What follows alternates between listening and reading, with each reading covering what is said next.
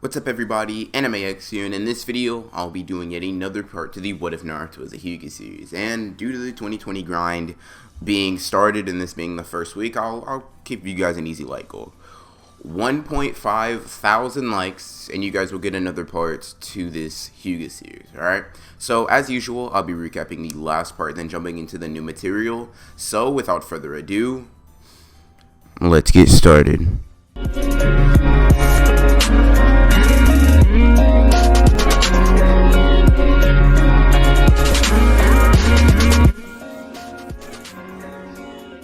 Now, in the last part of this series, we saw that Naruto went through his 1 month of training, learning his own style of the Chidori, strengthening his Byakugan, and this all culminated into a fight with his rival Neji Hyuga, the one who he saw as someone that was above him. And after that fight, we see that Naruto was able to defend his village and even unlock a new Byakugan ability in his fight with Gaara. So after that, we basically left off with Gaara and Naruto essentially stalemating, with Naruto converting Gaara over to the more moral side, and Naruto passing out after the fact. Now, like I said, we left off with Naruto fighting and somewhat beating Gaara. Now, we shift to Naruto, who was lying in a hospital bed, with machines around him making various noises.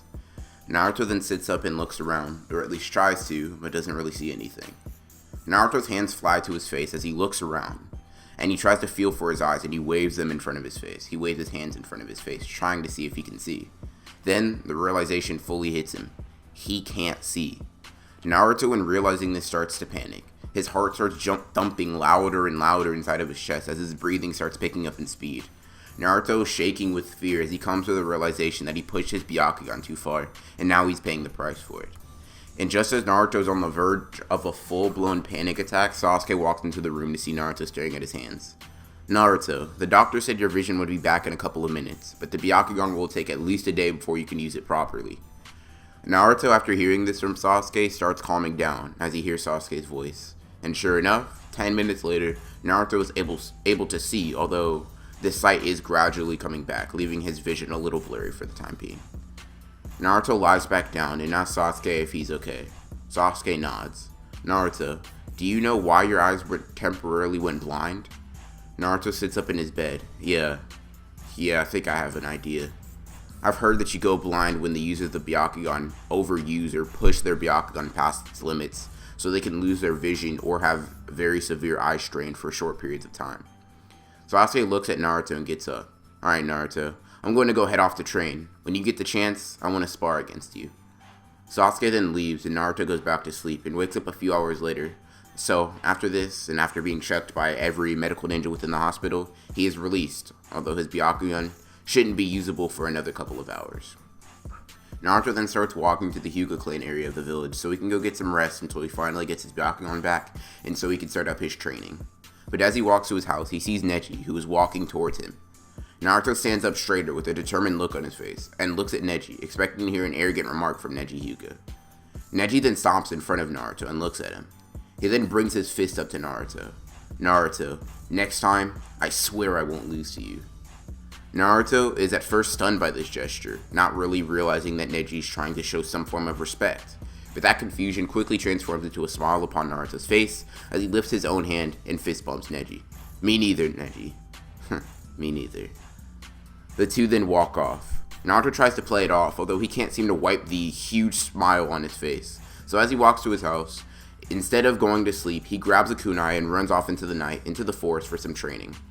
So, Naruto, hyper after getting the respect that he earned from Neji, trains from midnight until the sun comes up, working on his taijutsu and kunai abilities. After that, Naruto heads home and completely crashes through half of the day, and is about to go head out for some ramen when he runs into Hinata, who is out in the village, just out and about as well. Naruto then notices the flowers in her hand, and she asks what they are for. Hinata, when asked about this, turns red and starts stuttering, trying to explain that she had been leaving flowers for Naruto in the hospital. Naruto, when realizing that Hinata was being really nice to him, smiles at her very warmly. "Thank you, Hinata, I appreciate it. I think I was wrong about you before." He then hugs her and runs off, which nearly makes Hinata melt at her feet, although she is able to calm down after he leaves. Naruto is running through the village at top speeds, now feeling energized and ready to start serious training back up now that his Byakugan has completely recovered. So, he runs down, gets a few bowls of ramen, and runs off to go train. When he does go off to train, he activates the Byakugan and starts practicing, extending the range of his field of vision. Right now I can see 3 kilometers in each direction. I need to try to double that if possible. Naruto's first order of training has to do with him getting his body used to stranding the Byakugan when active. So, Naruto decides to train all day with the Byakugan active the entire time, pushing himself well past his limits. So, he starts practicing the one move that he seems to struggle with, the 8 trigram 64 palms technique. So, that's what he practices. And although Naruto can perform it, he seems to only be able to do this when he's in a mode of extreme concentration, and if he loses it for merely a second, then the 8 trigrams technique won't fully work for Naruto, and he'll lose his footing, or basically lose track of his opponent, messing up the ability.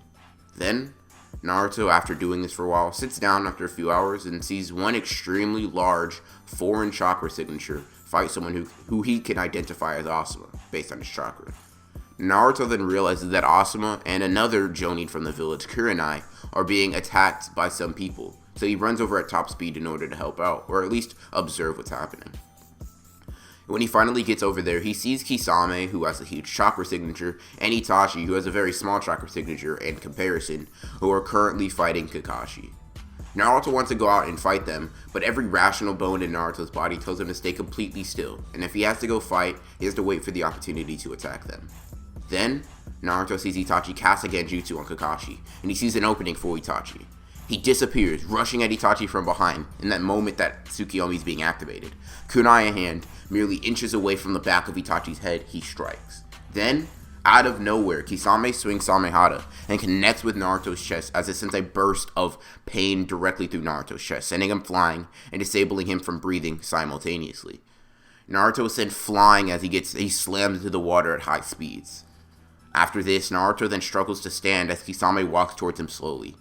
Might Guy comes in the nick of time and appears in front of Naruto, forcing Kisame and Itachi to retreat, knowing that Guy would essentially body them if they don't move. Naruto then runs off, knowing that he'll get reprimanded for trying to help, so he leaves before that could even happen. Later that day, however, Jiraiya finds Naruto in the village and briefs him on what happened to Kakashi. Tsukiyomi was basically used on Kakashi and it put him out of commission, so with that, Naruto is told about the mission. We need to search for someone, and along the way, I'll teach you a new jutsu if you want to come along. Naruto then asks, when are we leaving? Now, after Jiraiya gives Naruto a quick debriefing, Naruto packs up and gets ready to head out of the village, and on the way to their destination, Naruto is asking Jiraiya to teach him the new jutsu. Jiraiya says that he doesn't really have the correct materials to teach him right then and there, but it will explain the jutsu to him and show him so he can start getting a grasp of the attack. He then makes a Rasengan, as Naruto studies the jutsu extremely closely with his Byakugan. Power, rotation, and control. That is what's needed for this jutsu, right? Jiraiya is stunned to hear that Naruto was able to break down this A-rank jutsu so easily and basically dismantle it to its core parts, and nods his head, letting him know that those are exactly the 3 main parts to learning this A-rank Rasengan jutsu. Naruto smiles, as with the Byakugan he was able to deconstruct the jutsu and look at it, basically essentially being able to learn a modified version of the Chidori before he actually understands how to manipulate his chakra to make different releases in his chakra. Meaning that he's actually ahead of the game than he was in the original, because he's made the Chidori, which is basically based off of the Rasengan, although it is just a change in nature, meaning that Naruto does have the advantage. Now, Naruto smiles as he was basically able to do this, and Jiraiya, after getting to a village with Naruto, says that he needs to go do some research for the night and leave Naruto in the hotel for a few hours. Now, while in there, Naruto thinks back to his fight against Gaara, where he essentially saw Gaara's future change because of him. At least, based on the hypothesis that he had, that's what he saw. He looks at his hands as he stares at them. Can I really see fate? Naruto thinks this as he's completely zoned out, until he hears a knock at the door that snaps Naruto back into reality. Naruto then activates his Byakugan to see who it is, and notices these chakra signatures are the same ones that fought Kakashi and hospitalized him not so long ago. This gives Naruto the advantage, as he now has a drop on them, so he then starts charging up his chakra into one hand, getting ready to do his Hyuga style Chidori, hopefully closing off one of the chakra points. He then, without hesitation, charges at the door with full speed, and with one swift movement, slams his hand through the door at Itachi's chest, hoping to shut down the chakra network with one single blow. Itachi, however, is fast enough to react to this, grab Naruto's arm, and yank him through, basically slamming him into the opposite wall, then kicks him in the face, sending him down the hallway and into the ground hard. That Naruto then poofs, showing Itachi that he was tricked by this tactic. Itachi is rather impressed by this, seeing as how Naruto probably could have attacked with the real him and maybe performed a little bit better tactic. Itachi is surprised by this and cut by a kunai that Naruto sent flying from him down the opposite side of the hallway. Although this doesn't do anything but annoy him, as this is only a very small graze. Naruto then gets ready to fight these two, wondering if his gentle fist techniques will be enough to fight two people at the same time, who both of them were able to probably rival, and in Itachi's case, beat Kakashi. Naruto charges anyway, and leaps at Itachi, only to be swung at by Kisame. This time, however, Naruto has seen this attack, and sees this attack now and flips over it midair, dodging the attack, then lands quickly, sweeping Kisame off of his feet with one kick. Itachi then points at Naruto and uses Genjutsu to make Naruto slump over. He then drops to the ground. Kisame reaches for Naruto to pick him up, but gets kicked in the face extremely hard, as Naruto was able to break the Genjutsu immediately after it was placed on him, and just feigned being knocked out. Naruto then continues to attack the staggered Kisame, but is kicked from behind by Itachi. He was then shot at with a fireball jutsu that takes up the entire hallway, blowing him up. Or at least, he attempts to. Naruto, reacting to this, does a palm rotation and dispels the fire style jutsu without a scratch on him, making the hallway burn a little bit though. I'm doing it. Maybe I could beat these guys. Naruto thinks this, and then he sees Kisame disappear from his vision. He's fast. Naruto is then cut by Samehada, although he was able to dodge a good portion of the attack upon instinct. He's still bleeding from his cheek, and for some reason he feels that his strength was whittled down after that attack, but he shakes it off and attacks anyway. Itachi then looks at Kisame. Kisame, finish him, but don't kill him. Kisame smiles as he's finally able to get some action, and he spins around, swinging Samehada at him with full force, hoping to shatter Naruto's ribs on contact with his attack. Watch the sword. Pay attention to your opponent and see them. Naruto's eyes strain even more as he ducks under the sword swing, narrowly dodging it and surprising Kisame. Naruto then sees an opening in Kisame's defense, but leaps backwards instead, out of Kisame's range. That was a trap. If I would have went for that, he probably would have ended the fight there. Itachi is once again impressed that Naruto saw that plan that Kisame had behind that through a chink in the armor. The basically hole in the defense was just bait in order to make Naruto get closer, and Kisame was just going to kick Naruto in the face, knocking him out there. This kid isn't someone that you can mess around with for too long. He seems to adapt rather quickly. Kisame, on the other hand, is no longer amused by Naruto and launches himself at Naruto faster than Naruto can even move, and punches him in the stomach so hard that Naruto coughs up blood as a result. He then brings Samehada down on Naruto's back and slams him into the ground, immobilizing Naruto with two swift attacks. But before Kisame can even pick up Naruto and take him away, Jiraiya appears on the scene, along with Sasuke, who after this freaks out by seeing Itachi and gets bodied, although Jiraiya is able to scare them off using the Toadmouth Jutsu and basically Itachi knowing the legend of the Seinen.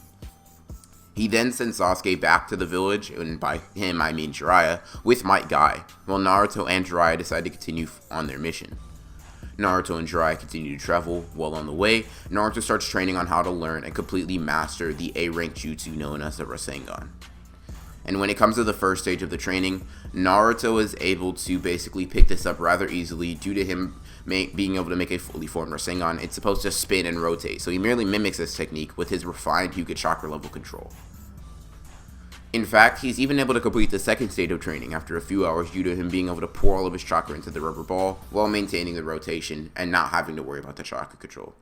The third stage, however, is the one that seems to completely stump Naruto, with that part being the consenting part of the Rasengan, which requires such fine control and manipulation of his chakra that even he can't seem to do it with one hand like Jiraiya. And due to Naruto not even thinking that another hand could be incorporated into this attack based off of Jiraiya not doing it, he is stuck on this until Jiraiya finally locates Tsunade in a bar after going into another nearby village. After meeting her, she starts to annoy Naruto, talking about not wanting to be in the Hokage's position and talking about how it's a fool's errand to want to do that. Naruto gets angry at her, and in Tsunade's drunken stupor, she decides to fight Naruto outside. As they walk outside, Jiraiya warns Naruto that Tsunade is wanted to be Hokage for a reason, and he needs to be wary of her if he plans on fighting. Naruto nods as he activates his Byakugan and looks at Tsunade, searching for a build-up of chakra, or really anything to indicate that she's about to attack. Naruto then sees a build-up in Tsunade's finger and figures out what she's about to do a second before it happens. she drives her index finger into the earth, creating a crack and a crater that is directed towards Naruto, although he was able to be dodging already in the air, dodging this attack. He then makes a shadow clone and launches himself off at Tsunade. Naruto then gets prepared to land a few hits as Tsunade lands one, but when he sees the amount of chakra controlled when Tsunade technique is thrown at him and the destructive abilities behind it, he knows that even if they were to trade blows, Naruto would be the one who's dealt with the most damage. So he dodges the attack narrowly and leaps backwards in order to come up with a plan. Naruto then decides to use some of his own ninja tools and throws a smoke bomb in the ground and starts charging up the Chidori. He then charges at Tsunade as fast as he could possibly go, hoping to outspeed her. And when he's within striking distance, he extends his arm, almost reaching her, until Tsunade throws a haymaker that completely obliterates Naruto. That was close, but you're still just a... Then she hears something from above her. She looks up to see that the real Naruto is making her Rasengan midair and dropping from above. Tsunade then throws a punch directly above her, but Naruto is able to shift his body weight just to the side, narrowly, and I mean narrowly, dodging this attack.